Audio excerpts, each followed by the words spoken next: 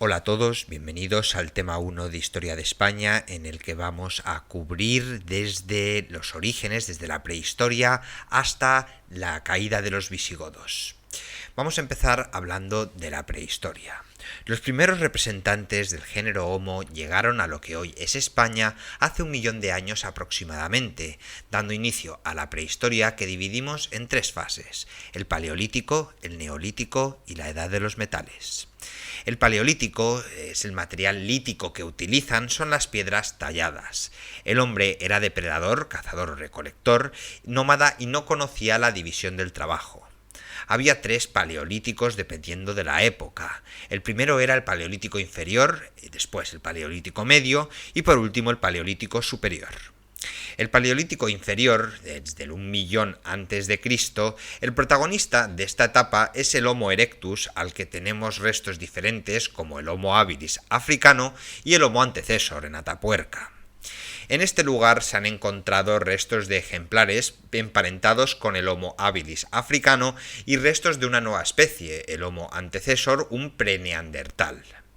En el Paleolítico medio, que va desde el año 100.000 al 30.000 a.C., el Homo sapiens neanderthalensis vive en esta época. Las viviendas comienzan a hacerse más estables y tenemos los primeros restos de culto funerario. En el Paleolítico superior, desde el año 30.000 al 8.000 a.C., su protagonista es el Homo sapiens sapiens, el Cromañón.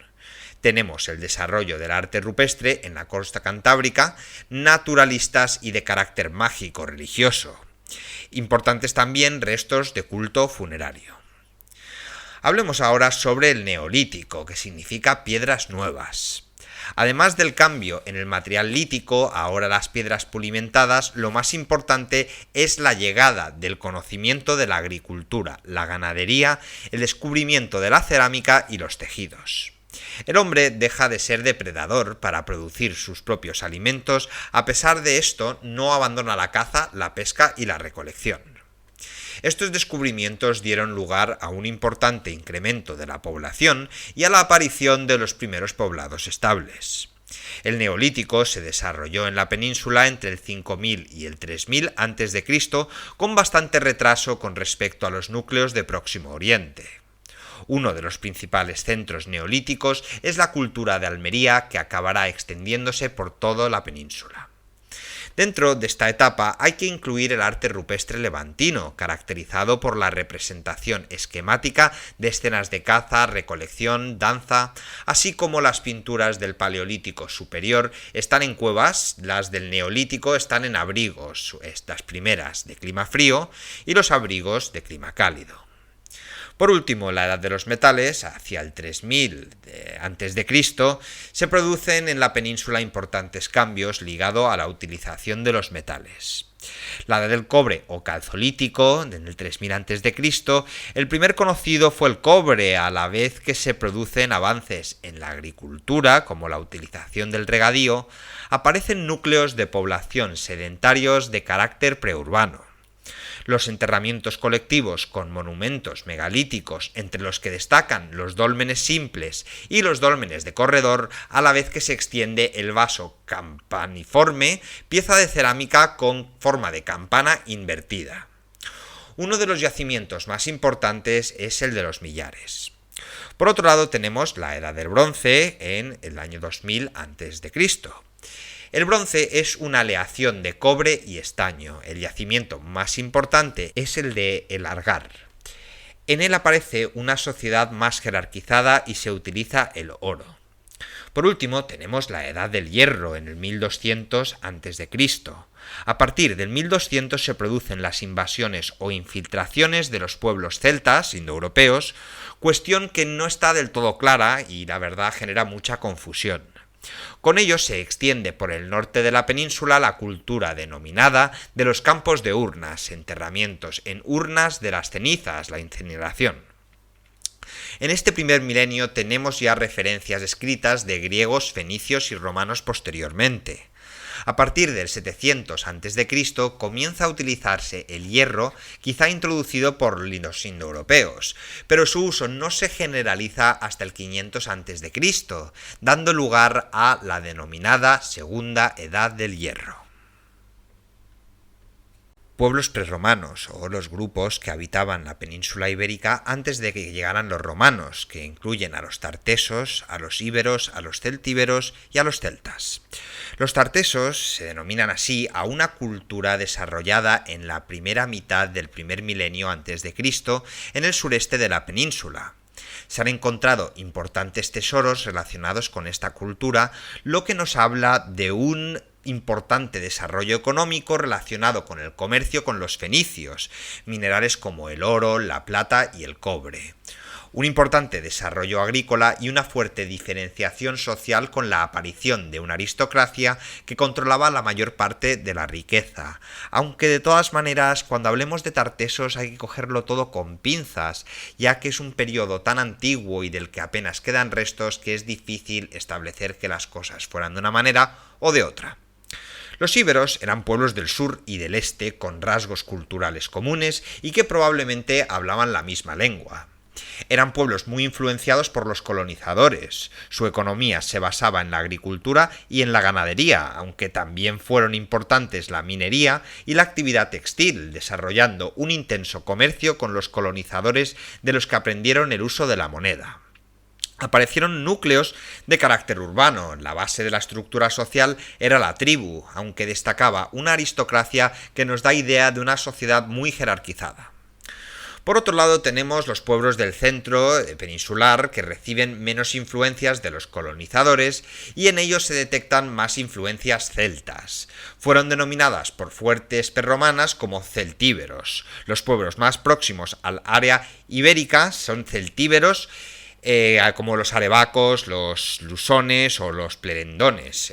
Además de celtíberos, encontramos también lusitanos o baxeos. Algunos de ellos dominaban la actividad agrícola y otros la ganadería. Encontramos poco desarrollo de la artesanía y el comercio. Dominaban las metalurgias del hierro y en ocasiones encontramos núcleos de población fortificados.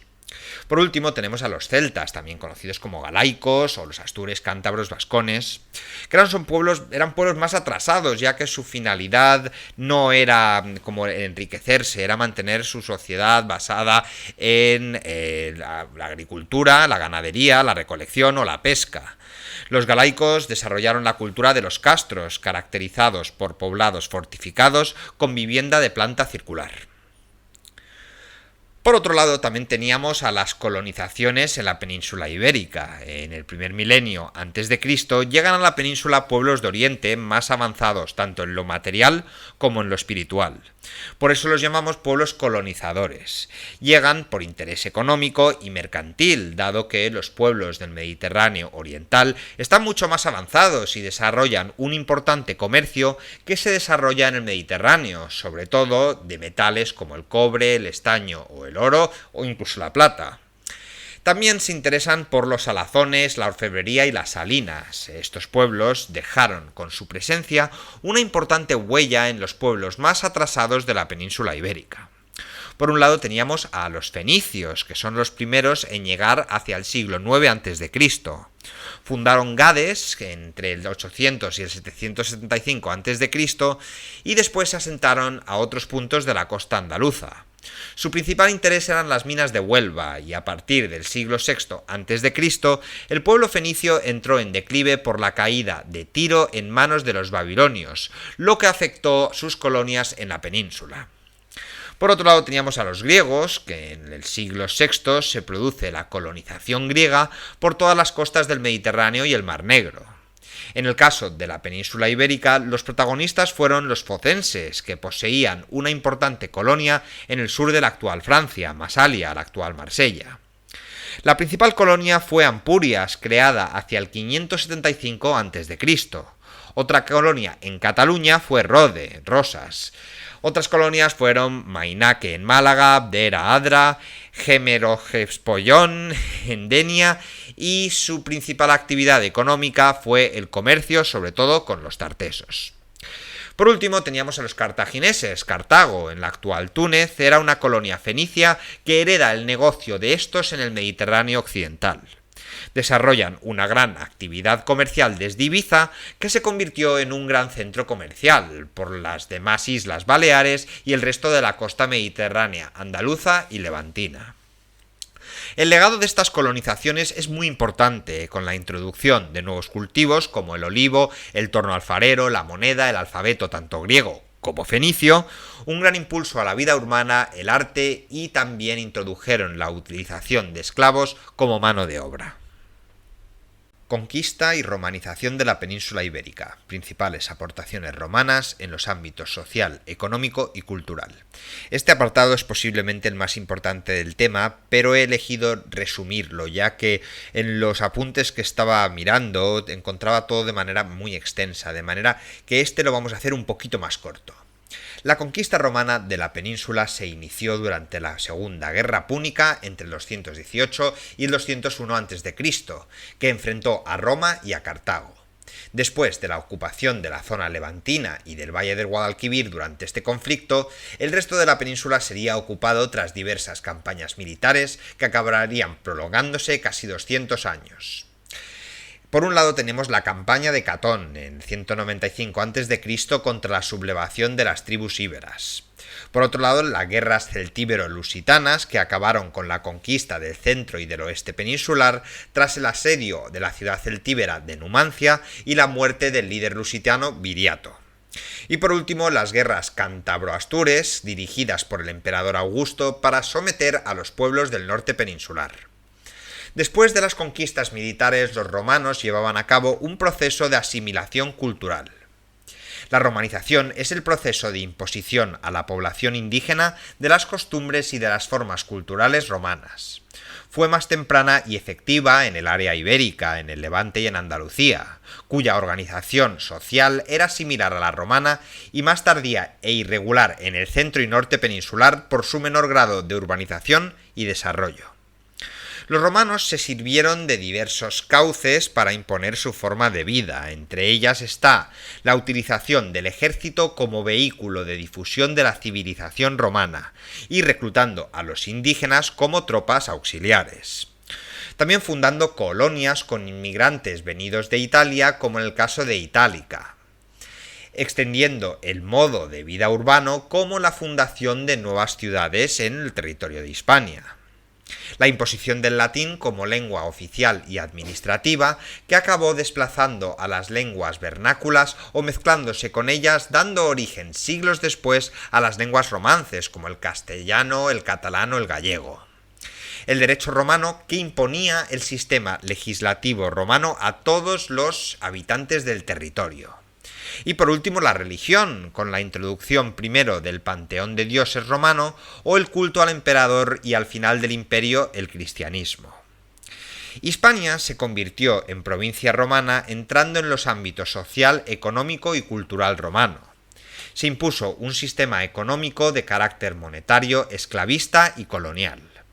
El desarrollo de obras públicas como las calzadas, una red de caminos empedrados que servían de vías de comunicación como la Vía Augusta o la Vía de la Plata. También tenemos puentes como el de Alcántara, acueductos como el de Segovia o Mérida, murallas como la de Tarragona o Lugo, teatros como el precioso Teatro de Mérida, anfiteatros como el de Itálica.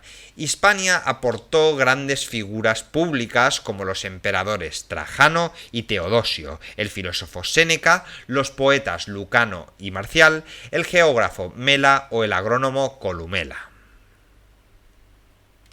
Concluyamos ahora el tema con el reino visigodo, su origen, organización política y los concilios.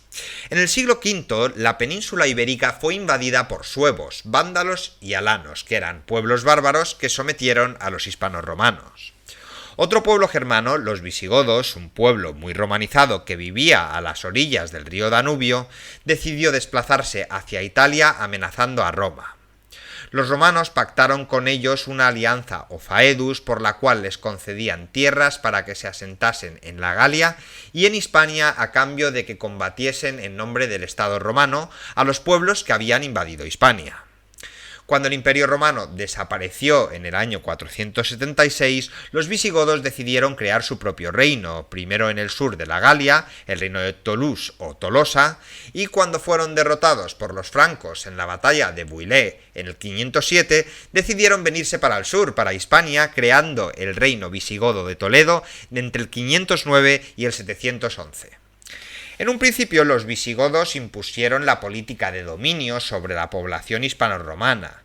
Sin embargo, con el tiempo emprendieron medidas unificadoras entre ambos pueblos, como puede ser la unificación territorial impulsada por el rey Leovigildo, o la unificación religiosa propiciada por el rey Recaredo al abrazar el catolicismo, dejando su fe arriano-cristiana.